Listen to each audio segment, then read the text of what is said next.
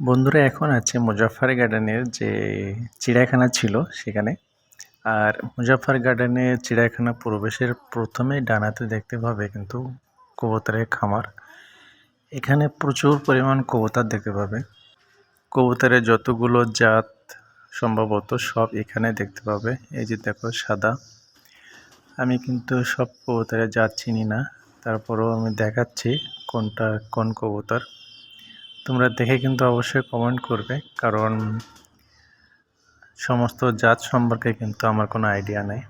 আর একটা দেখো অনেক বড় কবুতর, আর একটা দেখো কালো এবং গলার কাছে অন্য একটা কালার। আর এই যে দেখো এগুলো কিন্তু মুরগির বাচ্চা। আর এই সাইডে যে সাদা কবুতর।